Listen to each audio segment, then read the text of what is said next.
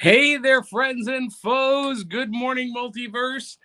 Welcome to another episode of Back of the Cereal Box, and we are coming to you live this morning. And when I say we, I mean me. I am Johnny, the prophet of pop culture, and we are coming to you live from Hitchhiker Toys in White House, Tennessee. And today we are going to be talking about the great animated series from my youth, Battle of the Planets, and we're going to do that right after this.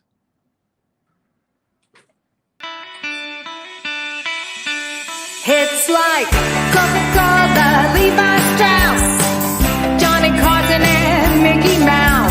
The first star was James Dean, Elvis Presley, and he's still the king.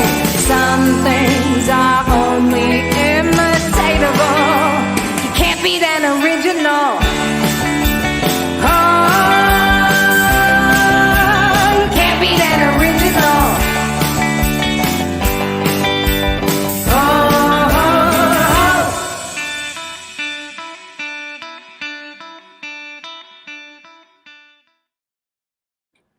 All right, friends and foes, we are back. And this morning we are going to be talking about the classic animated series, Battle of the Planets. And right behind me, you can hear Jamie doing the Be Kind rewind thing with the videotapes. Anyway, for Battle of the Planets, it's a classic of my childhood.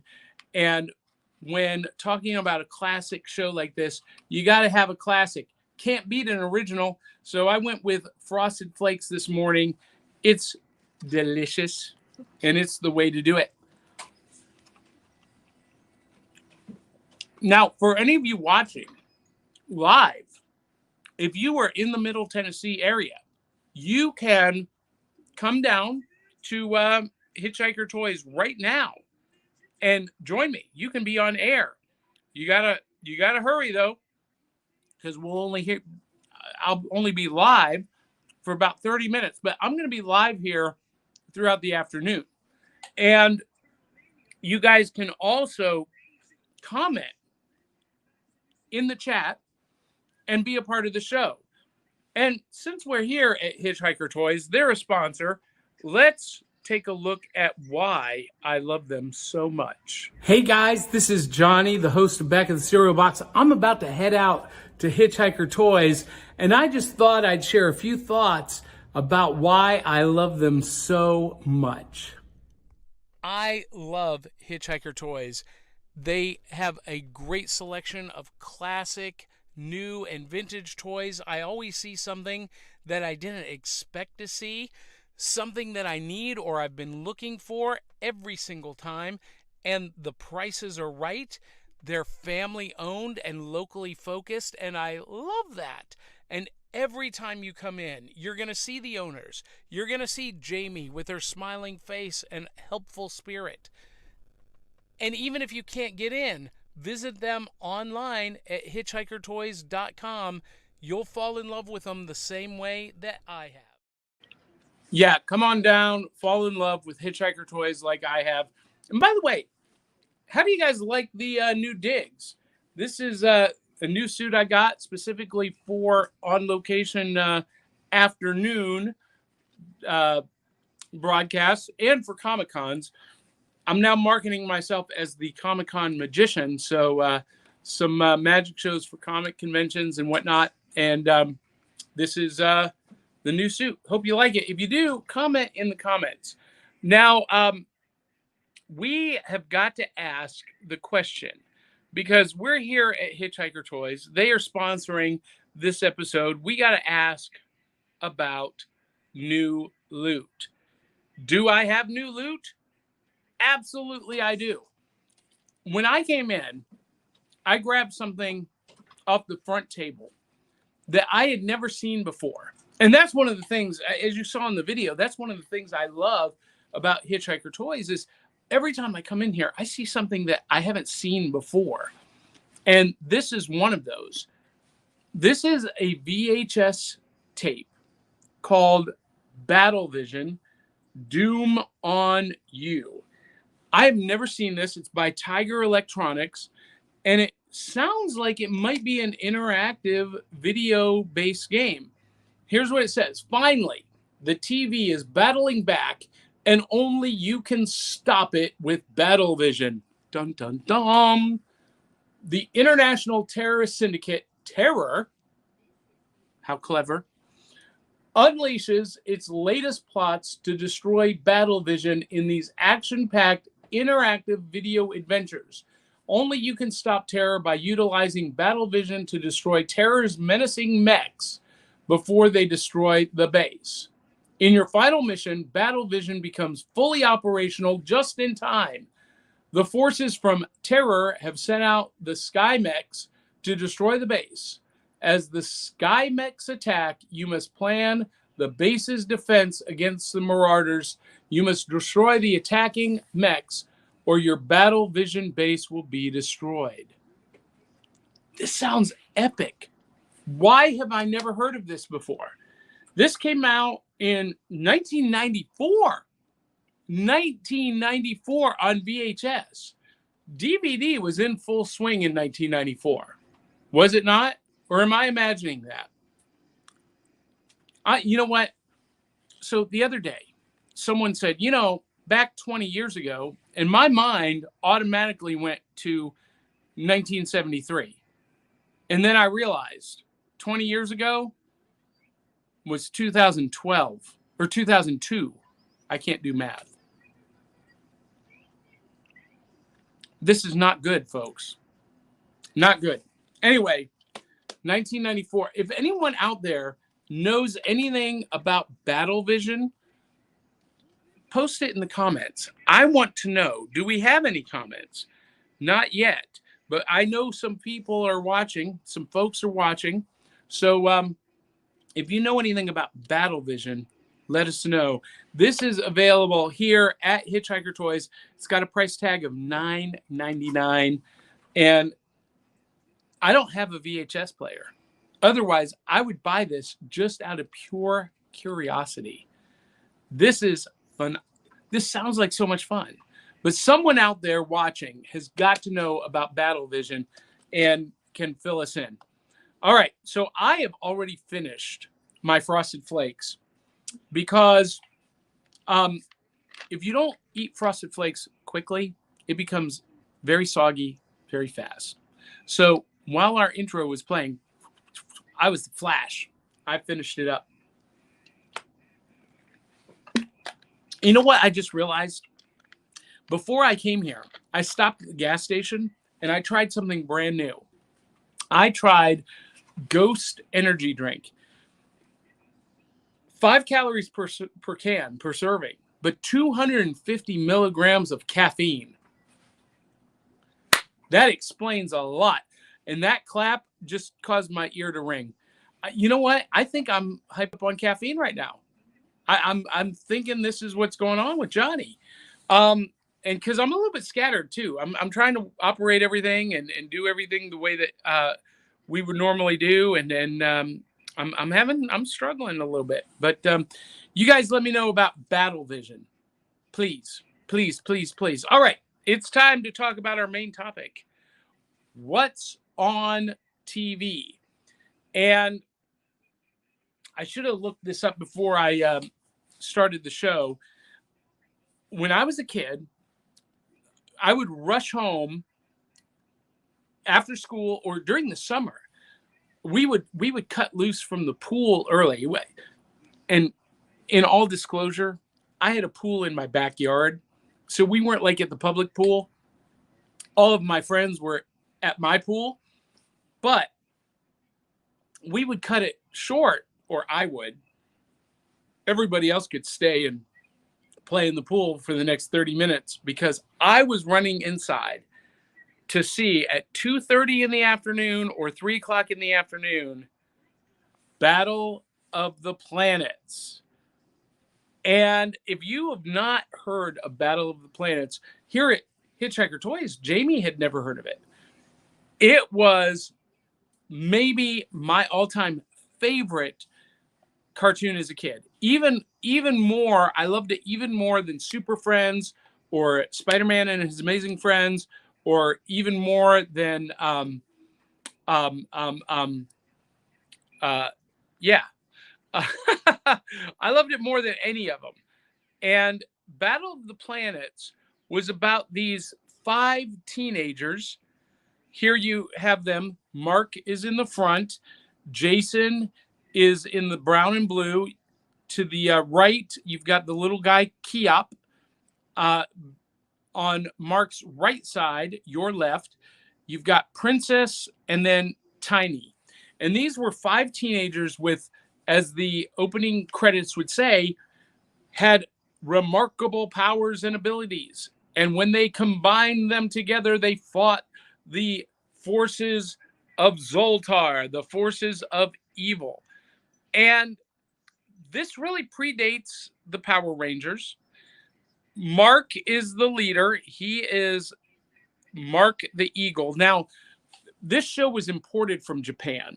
And in Japan, it was known as Ninja Science Team Gatchaman. And in the US, it became Battle of the Planets, and the team was G-Force. And they made some alterations to make it more appealing to American audiences.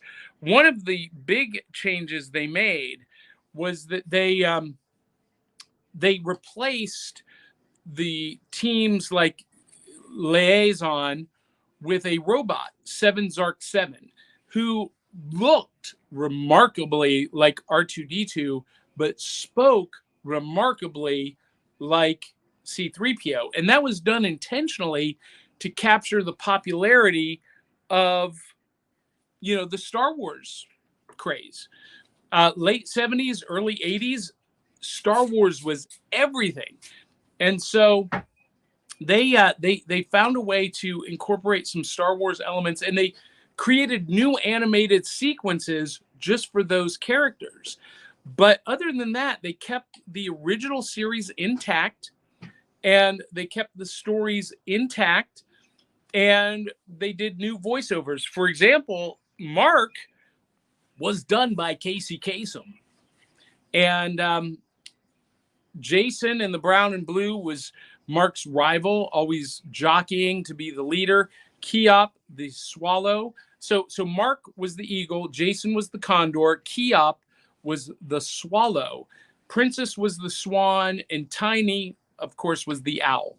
And Jason and Mark had a rivalry, and but Mark was definitely the leader. And they had a jet, a plane called the Phoenix. And when they got in a bind, they would combine their powers and go fiery Phoenix, and the plane would actually become a phoenix of fire. And I couldn't find a good graphic of that, but they would fight this character Zoltar. Now in Japan, Zoltar was androgynous, and in the US, they edited the script a little bit, and obviously they did different voiceovers to eliminate that androgyny. You have to remember, in America in the late 70s, early 80s, that whole gender fluidity thing was not a thing. And that would not have gone over with television syndicators. But you can find, the original versions today on DVD and Blu-ray. This is another view of the Phoenix. You can see kind of the cutaway. They all had their own individual vehicles. Jason's car was in the nose tip of the Phoenix, and then Princess and Keop's motorcycle and dune buggy were in the 2 wing jets. And then Mark's plane, his jet, was the tail assembly of the Phoenix. And I forget where Tiny's was, maybe right in the center. But what a phenomenal show. And I got to tell you, as a kid watching this, I was captivated. And so I took a deep dive this week and started watching these episodes. I was a little bit worried because I haven't seen it since I was a kid, but I've been obsessed with it in my head. And I was amazed at how well it held up. It's so good. It's so well written. The animation is, it's a little bit choppy. It's, 70s, 80s era anime, but the line work and the illustration on it are gorgeous. It looks like someone took a Neil Adams comic book and animated the artwork because it looks like Neil Adams illustrated it. It's gorgeous. And the stories hold up, the villains hold up, and it's been remade in several other versions. In the newest version, I think it's called Gatchaman Go, or maybe just Gatchaman 2. I forget. But Zoltar is a woman in that, leaning into that androgynous nature of the character. Now, here in the U.S., toys were rare. I don't know why they really did not release toy lines for G-Force Battle of the Planets, because the series was incredibly popular. But I found a picture of this online. This is issued in Japan. This is actually a recent release, and I believe either Mezco or Sideshow Toys, Hot Toys, did a Mark the Eagle or Ken the Eagle as he was in Japan.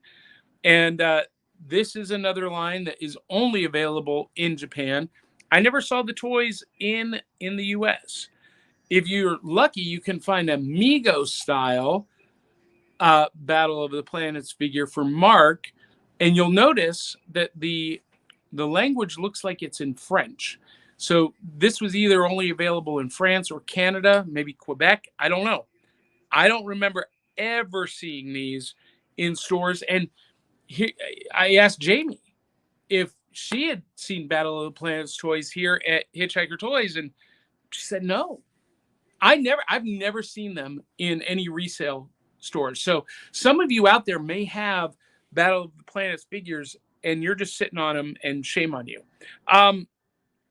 This is one toy that did make it to U.S. retail shelves, and it is a miniature die-cast version of the Phoenix jet. And here you can see the smaller vehicles that the rest of the G, and they really actually fit where they're supposed to go in the plane. Now, because these toys were not available widely when I was a kid, I would build my own version of the Phoenix with Legos, and I would build the smaller vehicles that would, go up inside.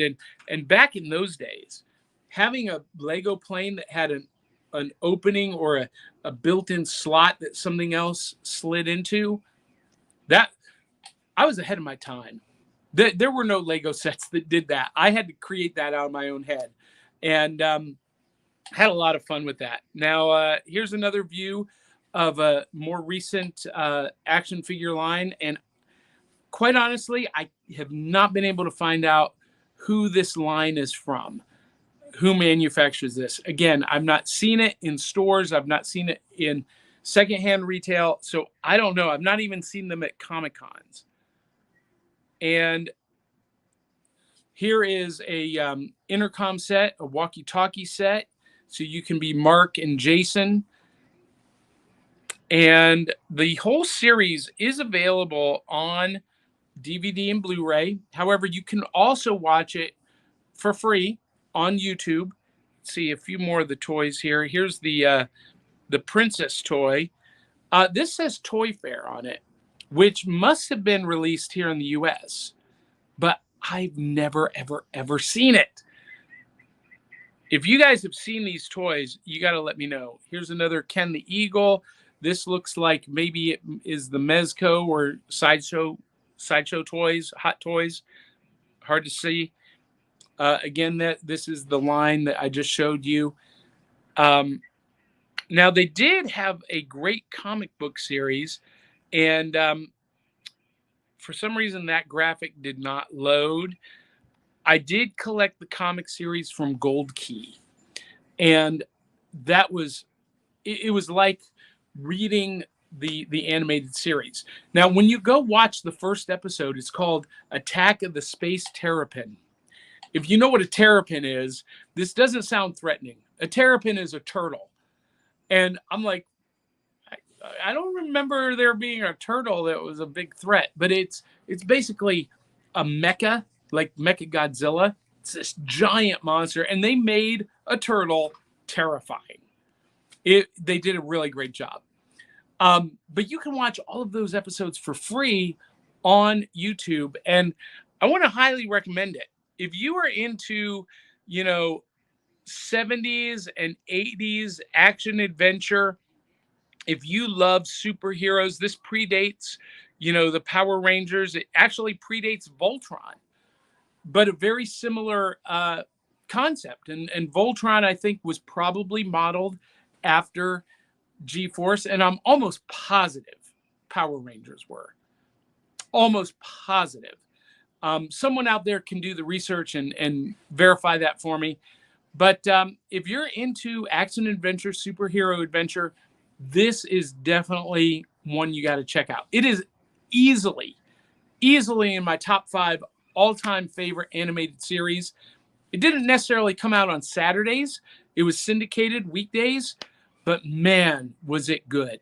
And it was worth getting out of the pool to come inside to watch. So anyway, I would love to know your comments and thoughts about Battle of the Planets. You can connect with us on our website at backofthecerealbox.fun. And you can send us a comment, either a voicemail comment, we'll play it on the air, or go old school, send us an email.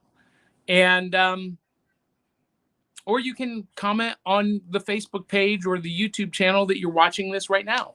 Make sure you click like and subscribe and share. Ooh, we got customers about to come into Hitchhiker Toys. Guys, I love this place. I love Hitchhiker Toys. It is so much fun here. And I guess that's it. For today. We're going to be here until 2 o'clock today. I'm going to do some magic. So if you're in the area, come on down and check us out. Otherwise, thanks for tuning in. If you had a good time, make a contribution at buymeacoffee.com/cerealboxpod. That's right along there. If you hate the show, consider making an even bigger contribution. Be more generous to help us improve at buymeacoffee.com/cerealboxpod. You can also find that link at backofthecerealbox.fun. I don't want to overload you with too much call to action items. That would be a bad podcaster to. Anyway, woo! I'm gonna go now and play my D&D because I'm on level 9 wizardly wizard. Again, Battle Vision. If you know anything about it, let us know. Battle of the Planets. I would love to hear what you think about it. And until the next time, make sure you tell 200-300 of your closest friends and family to come share the fun. And until then, we'll catch you on the back of the cereal box.